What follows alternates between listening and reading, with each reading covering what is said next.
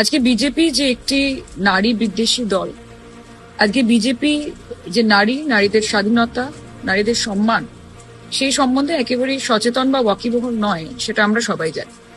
BJP শাসিত রাজ্যে মহিলাদের ওপর যে ধরনের অপরাধ হয়, সেটাই হচ্ছে সব থেকে বড় দৃষ্টান্ত যে মহিলাদেরকে বিজেপি ঠিক কতটা সম্মান করে। আজকে মহুয়া মৈত্র আমাদের একজন নির্বাচিত সাংসদ, ভারতের একজন নির্বাচিত জনপ্রতিনিধি। বিজেপির নেতা রমেশ বিদুরি 2025 সাল, অর্থাৎ এখনকার এই মডার্ন টাইমসে এসে যেই ভাষায়, যেই অশ্লীল ভাষায় মহুয়া মৈত্রকে আক্রমণ করেছে, তার আমরা ঘোরতর নিন্দা জানাই। বিজেপির মুখে হয়তো অনেক বড় বড় কথা বলতে পারে, কিন্তু প্রশ্ন হচ্ছে এটাই যে এই অসভ্যের মতো মন্তব্য, এই অশ্লীল মন্তব্যের জন্য বিজেপির টপ লিডারশিপ, বিজেপির হেডকোয়ার্টার, তারা কি রমেশ বিদুরিকে তলব করবেন? তার কাছে কি কোনো রকমের এক্সপ্লেনেশন চাওয়া হবে? তাকে কি কোনো রকম ভাবে শোকজ করা হবে? আমরা এটার অপেক্ষায় থাকবো। তবে আমাদের বিজেপির কাছে খুব বেশি আশা নেই, কারণ আমরা জানি এই বিজেপি একটি অসভ্য দল এবং এদের রন্ধ্রে রন্ধ্রে বর্বরতা।